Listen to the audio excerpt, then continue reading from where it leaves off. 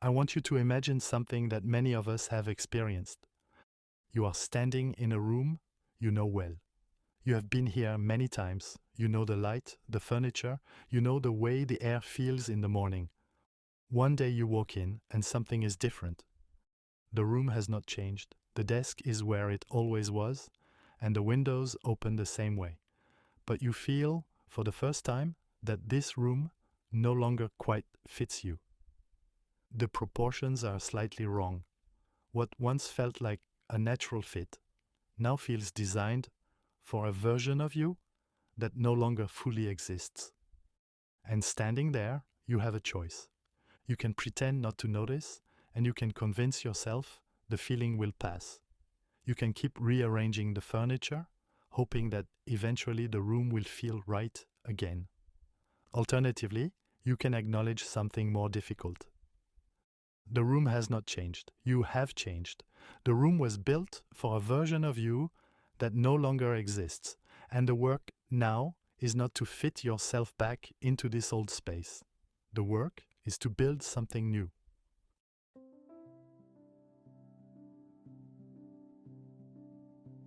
Welcome to Forge Conversations. I'm Alain Coadou. I study what happens when human beings remain under pressure for too long. The invisible erosion that occurs before anyone, including the person themselves, notices something has gone wrong. In these episodes, we explore the Forge framework, a 5-part architecture for leaders navigating the territory I call drift, the long quiet period when performance remains externally intact, while something essential fragments underneath. In our previous episodes, we explored focus, the recovery of attentional hierarchy, when everything has begun competing at the same volume, and overcome, the work of identifying what we carry, and how we can develop the discernment to know what still belongs to us. Today we enter the third movement, the letter R for reinvent. I want to begin by saying something about what reinvent is not, because in popular culture, reinvention has become a performance, a dramatic announcement, or a complete change of direction, a public declaration that you are now a different person. This kind of reinvention is often loud and fast. With a closer look, it is more an external performance of change rather than change itself. What I am describing is something slower and much more demanding. Reinvent, in the Forge framework, is the deliberate work of updating the internal operating system through which a leader thinks, regulates emotion, makes decisions, recovers energy, and defines success itself. It does not consist in becoming someone else. Instead, it consists in examining the logic you are currently running on. By identifying which parts of your current logic were built for a context that no longer exists, and then consciously begin building something more suited to the life you're actually living now. The entry point is always the same realization. Let me describe what that feels like. There is a particular moment I have encountered in coaching conversations with leaders who have been carrying significant pressure for a long time. This moment does not always announce itself clearly. Sometimes it looks like exhaustion, a sense that the usual mechanisms no longer produce the usual results. Effort that used to generate momentum now seems simply to maintain position. Sometimes it looks like irritability, small things landing with unexpected weight, a delayed decision that would once have been absorbed quietly now feeling genuinely intolerable. Sometimes it looks like distance, a quality of internal absence, being present in meetings, engaged in conversations, performing all the expected functions, but with a faint, persistent sense of watching from a slight distance. Sometimes it even looks like something harder to name, a discrete but insistent feeling that the self being presented to the world is no longer quite your true self. These are the signals of the reinvent threshold. The moment the old model, the operating system, that carried you through years of pressure and success begins to show its limits. This does not mean your operating system was ever inadequate. It is simply because environments and responsibilities evolved. Perhaps most importantly, you have evolved yourself. What served you well in one chapter is not always what will carry you through the next. I want to spend a moment with the psychology of this. The psychologist Carl Rogers spent decades studying how people change, not on surface, but at the structural level. What he found was simple and counterintuitive. Change does not begin with trying to be different. It begins with fully becoming present to who you already are. Rogers called this the paradox of change. Think about what that means. The full acceptance of the present self, including the parts that are exhausted, defended, and no longer working, is what creates the conditions for genuine movement, not the rejection of the present self or the performance of a better one. The honest, clear recognition of the one that is actually here. Many of the leaders I work with have been running a silent, continuous internal negotiation for years. A negotiation between who they are and who they believe they must be, between what they actually feel and what their role requires them to display, between the self they have become under pressure and the self they once recognized as their own. That negotiation is metabolically expensive. It consumes cognitive and emotional resources every day, and it prevents the kind of clear self-perception that genuine reinvention requires. The work of Reinvent, therefore, does not begin with construction, but with recognition, seeing clearly what is actually running. Let me give you an illustration of this. John had been a crisis manager for most of his career, extraordinary under pressure, the person organizations called when situations deteriorated. His identity, his professional narrative, his entire sense of value were organized around this capacity. In his early 50s, he was offered a very different kind of role: strategic development, long-term vision, cultural transformation. Exactly the kind of challenge that, intellectually, he found compelling. In the first year, he described a persistent low-level unease that he could not fully explain. "Everything is going well," he told me. "The work is interesting. The relationships are good. But I keep feeling like I'm waiting for the real situation to begin." His entire sense of professional identity had been built around crisis and urgency. Crisis management had been more than a professional skill. It had been an identity. And without it, the familiar sense of being exactly the right person in exactly the right moment was simply absent.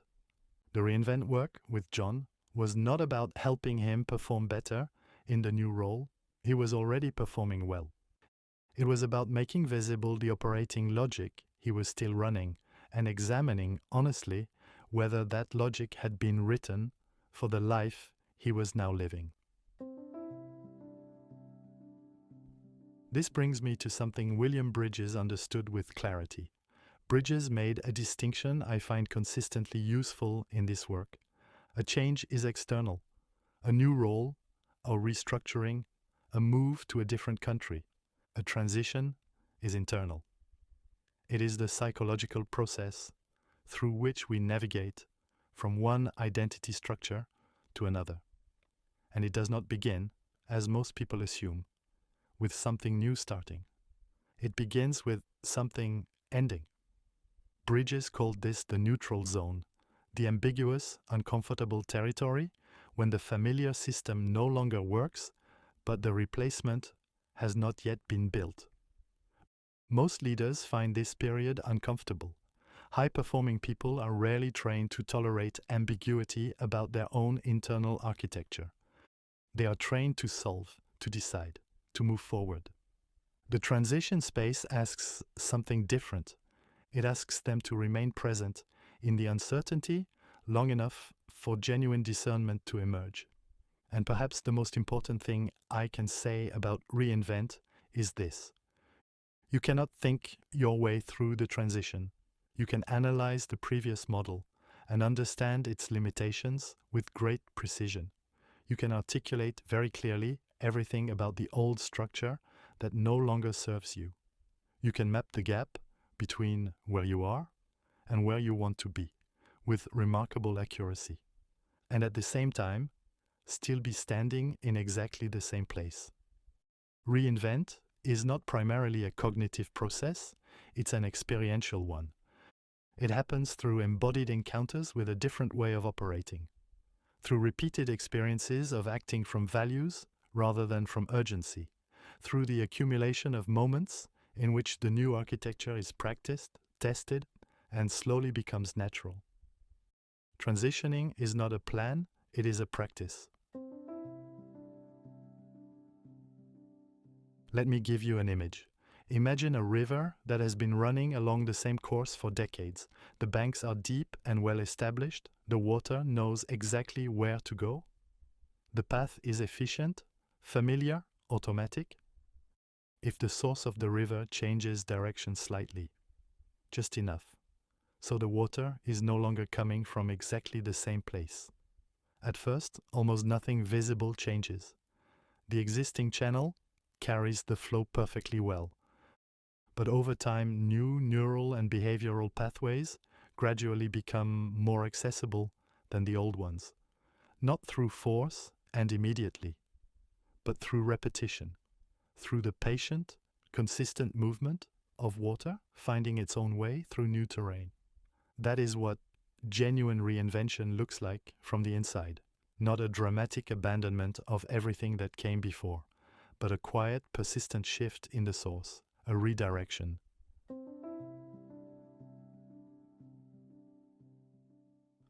So how do you actually do this? The update work happens in 3 stages, and I want to walk through each one concretely because this is where Reinvent moves from a concept you recognize to a practice you can begin.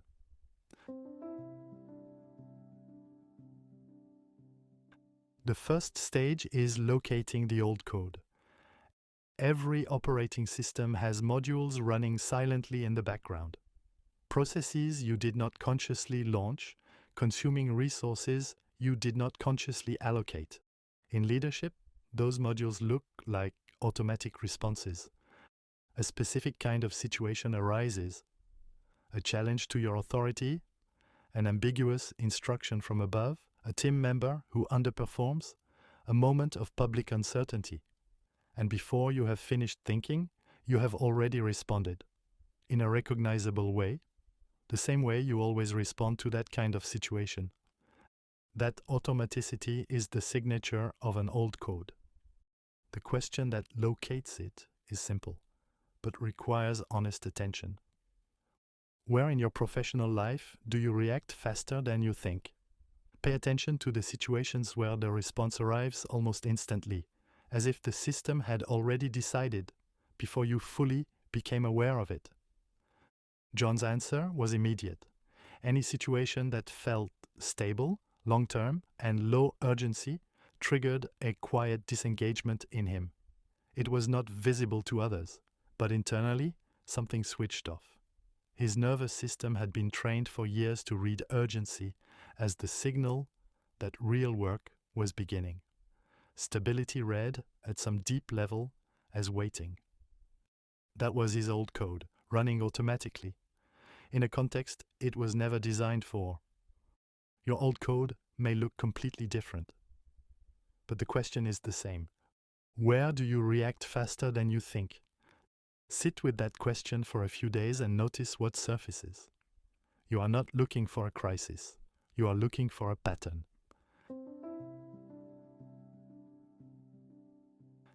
The second stage is reading the original source. Once you have located an automatic response, the next question is, where did this actually come from? Every piece of old code was written for a reason. At some point, in some context, it was the right response. It worked, it was reinforced, and at a certain point, it stopped being a choice and became a reflex. The question is, what was the original context? I worked with a leader I will call Isabel. She had built an extraordinarily effective leadership style around directness, fast analysis, clear conclusions, precise communication. Her teams valued her for it. Her organization had rewarded it for 15 years. When her role shifted to organizational transformation, the directness started producing friction instead of results. Transformation requires ambiguity, coalition, patience, a completely different instrument. When we traced it back, the origin was clear. Early in her career, she had been in environments where indecision was punished and clarity was rewarded. Decisiveness had been the survival response. It had served her extraordinarily well for a long time, but she had never consciously chosen to continue it.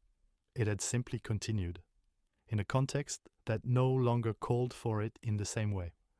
Reading the original source does not mean invalidating the response. It means understanding that it was written for specific conditions, and those conditions may no longer exist. The question for this stage is, was this response a deliberate choice I keep making? Or was it a necessary adaptation that I never stopped running? For most of the automatic responses that cost us in the reinvent phase, the honest answer is the second one. It was a necessary adaptation that I never stopped running. Which means something important. What looked like identity is often history, and gladly, history can be updated. The third stage is running a new experiment. This is where most approaches to personal change can go wrong. It will be the case if you attempt full replacement, if you want to stop the old behavior entirely, install the new one completely. This is neurologically approximately as realistic as asking a river to immediately flow in a completely different direction. The new code is installed through small, repeated experiments, testing instead of transformation. You identify one situation this week where the old code will predictably fire. You choose in advance one different response to try instead. Not because the new response will feel natural. It will not at first. But because the nervous system learns through experience, not through intention. For Isabel, the experiment was specific. She identified the type of meeting where her instinct would be to reach for a conclusion. And she chose, in those meetings, to ask one genuine question and remain silent for 30 seconds longer than felt comfortable. She would not do this each meeting, but in one identifiable context, only once per week. The first time she did it, she described the silence as almost physically uncomfortable. By the fourth week, something had shifted. Not because she had decided to be different, because she had practiced being different in a contained, specific, repeatable way. For John, the experiment was different. He identified the moments of stability in his new role that triggered the quiet disengagement. And he chose, in those moments, to ask himself one question before the disengagement took hold. What would I be doing here if this were the real situation? That question interrupted the automatic module. It did not replace it immediately, but it created a gap between the trigger and the response. And in that gap, a different way of engaging became possible. The rule for this stage is simple. One pattern, one experiment, one specific context. Repeated enough times that the new response begins to feel less foreign than the old one. That is how operating systems get updated through repetition. I want to return now to something I said near the beginning. Reinvention is not becoming someone else. The leaders I have seen navigate this transition most successfully do not arrive on the other side unrecognizable. They are not performing a new identity any more than they were performing the old one. What changes is the relationship to the self.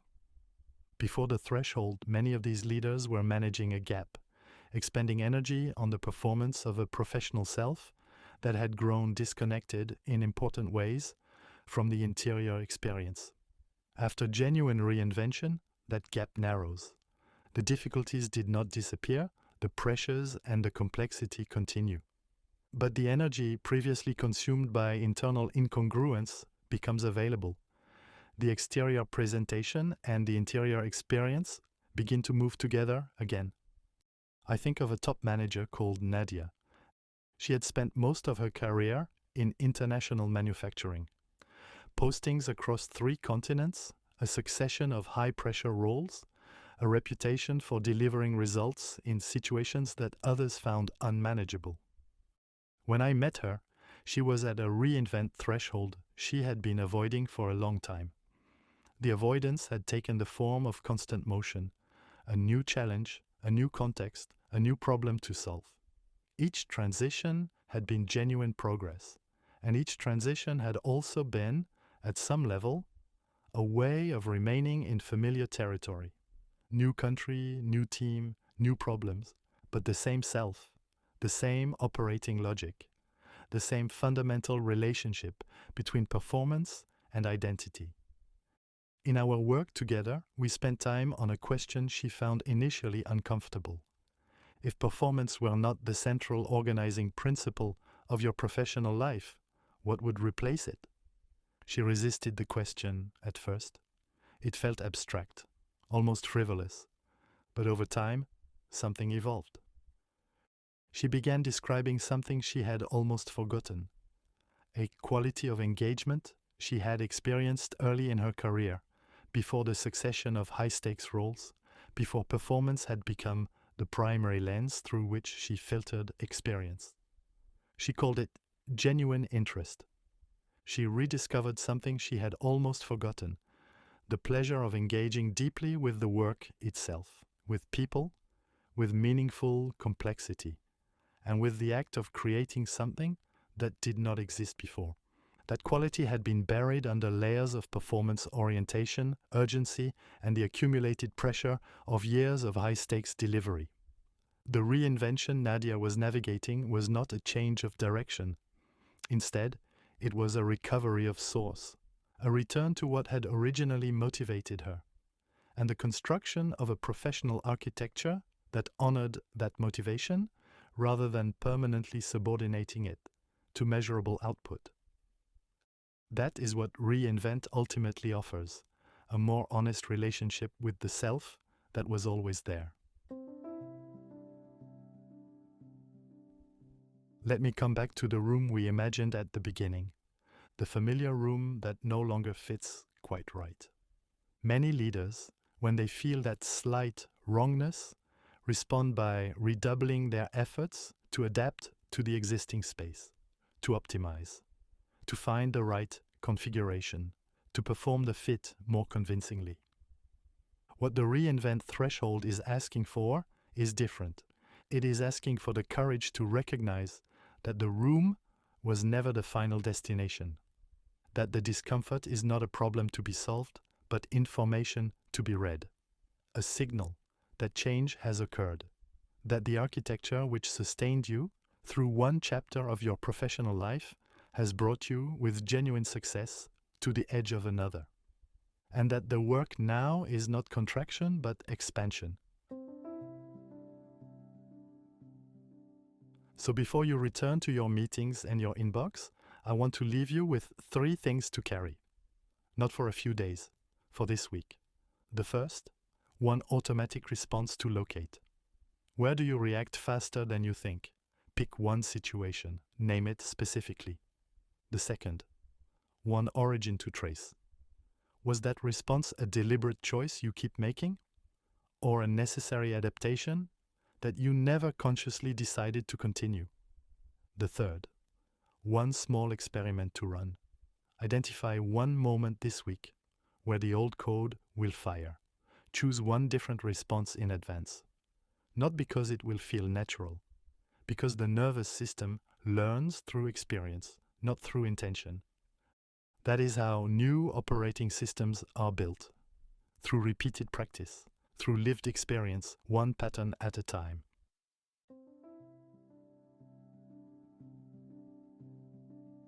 I'm Alain Coadou.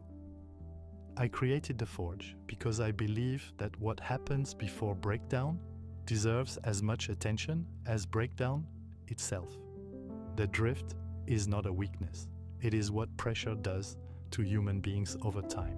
And I believe that the ability to recognize it early and to navigate it with care carries something rare, the ability to sustain not just performance, but ourselves.